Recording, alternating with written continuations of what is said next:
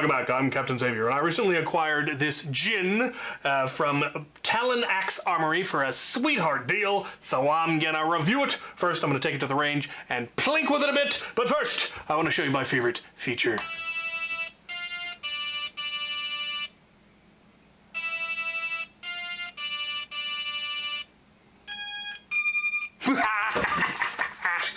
Right, let's get some plinking in. I've got 3 mags, one for semi-auto, one for burst, and one for full auto. See if I can hit anything at all. We'll start by trying to just get some ping.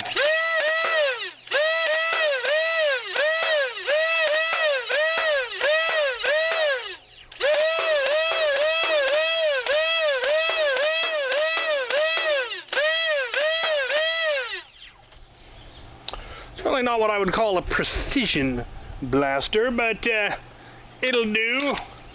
See if it does better in burst. I suspect it's not so much meant for the single fire. Let's see.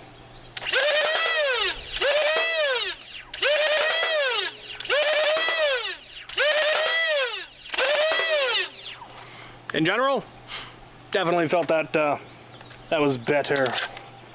And now, for full auto, we're just gonna mag dump.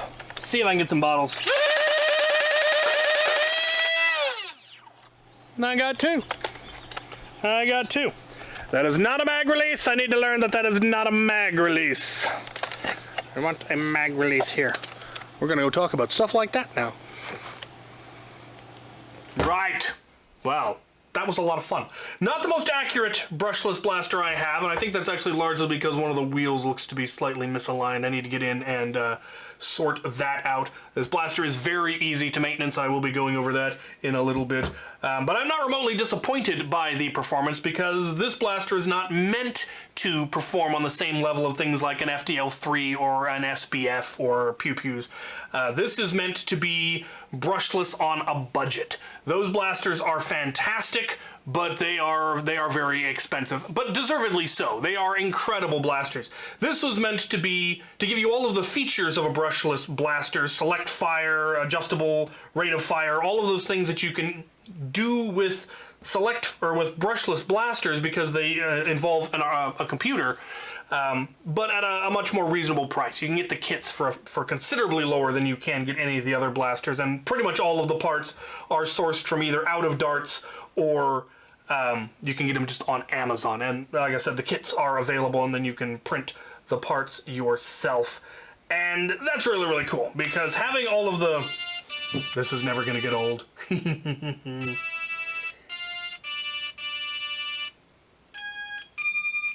Having all the features of brushless is really, really cool. Having the ability to have a little screen that's got a readout, and you can go through and adjust things to whatever you need, to whatever FPS you need, whatever RPS, what burst you want. There's a whole bunch of other settings in here that you can set, just like you can on the SBF or a FDL3, but again, at a much more reasonable price. It's not, I wouldn't call it cheap, but it's definitely less expensive than those options. And like I said, very, very easy to maintenance, which is something it definitely has above some of the other more complicated brushless blasters. This blaster is in fact built on the Flycore system. This is in essence a Flycore blaster. There are some modifications, but the philosophy of Flycore, that the thing should be super easy to disassemble, to maintenance, to swap parts, all of that, very, very much shows up. When they originally sent me this, they actually sent me a right-handed version, and while most of the controls are ambidextrous, the one thing that wasn't was the screen. So this was the original lower they sent, and the screen was on the left side of the blaster, which if you're holding it right-handed, that's fine, you can see the screen. But if you're holding it left-handed, you have to hold it upside down, and it's awkward, or you have to switch hands, and it wasn't what I, would prefer. And they were nice enough to reprint me the lower. Fabulous customer service. They refused to let me print it myself, partly because they didn't think I'd be able to color match it perfectly because I didn't have the same filament as them, and my print quality would probably be different, and you would notice that kind of thing, and they wanted it to be fancy. And so I very much appreciate that. But it meant that I had to completely swap the internals, and it took me a matter of minutes. It was super easy. Here, I think I actually have footage of it. Here's the whole swap.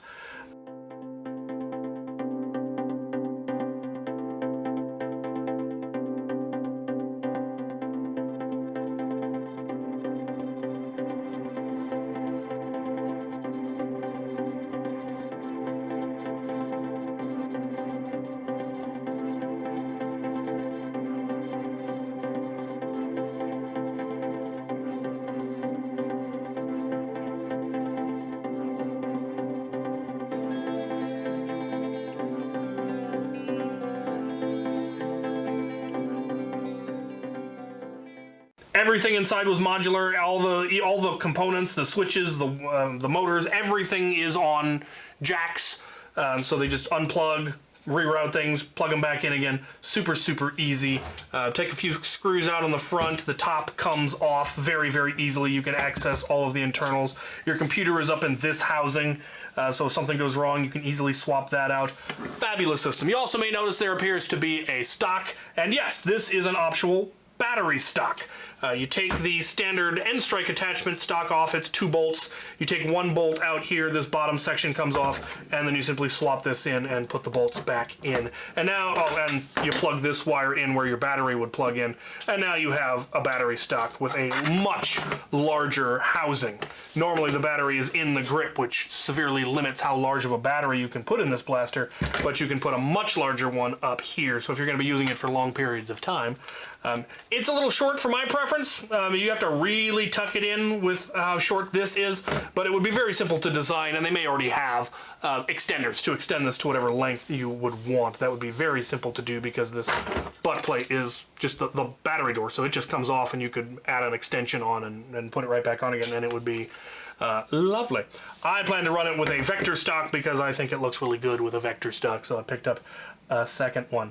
And please, somebody out there, make something just like this for the Momentum. That thing needs a battery stock so bad because that thing just eats through batteries. So if somebody could make something like this where the cable comes through and plugs into the grip of the Momentum and then it locks on, I would be eternally grateful.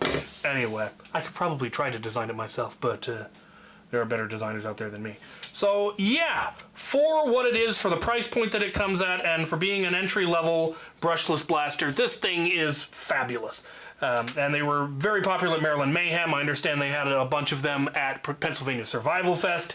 It gives you, again, all of the controls and the flexibility of a brushless blaster, but it's, you know, a lower-end sports car as opposed to, you know, the Ferrari or Lamborghini that is the SBF or the FDL3. This is still definitely, you know, a sporty car, but less so. It doesn't have that extreme precision that those ones have, but it definitely gives you the ability to dial things down to a much, you know, to dial it down to HVZ levels or up to you know, competitive levels, up to, you know, and yeah. Obviously, depending on what motors or cage or wheels or whatever, this housing is designed to allow a huge variety of motors and wheels. You could get more power out of it, less power out of it, more control, less control. There's also a lot of room in here for the ECSs, the control boards. Again, super, super nice to work on the inside of this because of how much room they made sure it has. Like the ergonomics, I like the look of it. It looks very spacey. It doesn't look like any kind of real firearm. The thing that I said, it vaguely looks like a Vector, but a Vector barely looks like a real firearm. That thing looks like something out of sci-fi, which is why I went with that stock, because it also is very distinct. Very, very cool blaster. I very much feel it was worth what I paid for it, and I got it for a bit of a sweetheart deal. They built it for me, so I got it for cost. But I could have bought the kit for the price that they sold it to me and did all the 3D printing myself, which is obviously an option for those of you with printers. I will probably be handing this off to one of the locals who does a lot of building. He's building me a Proteon, and I'll probably include this as part of my trade for that, and so he could build himself one of these. So there you have it. My thanks to Talon-X Armory for getting this into my hands. I mentioned in one of my live streams, hey, what do you want me to, or what would you like to see me review? They went, the Djinn! And they reached out to me and we put together a deal. So, yes, I don't expect to get everything for free. I am perfectly willing to pay cost of parts and shipping at the very, very least for a lot of things, though I'm a shameless fan of free stuff. I don't expect people to send me everything for free. I know not everyone has the resources to do so, but my thanks to Talon-X Armory, my thanks to Detroit Dartworks. I believe they were the ones who actually designed this thing, and my thanks to you guys for watching. Get yourself one. Links in the description. Eventually, if they're not when I post this, I will find them. I will.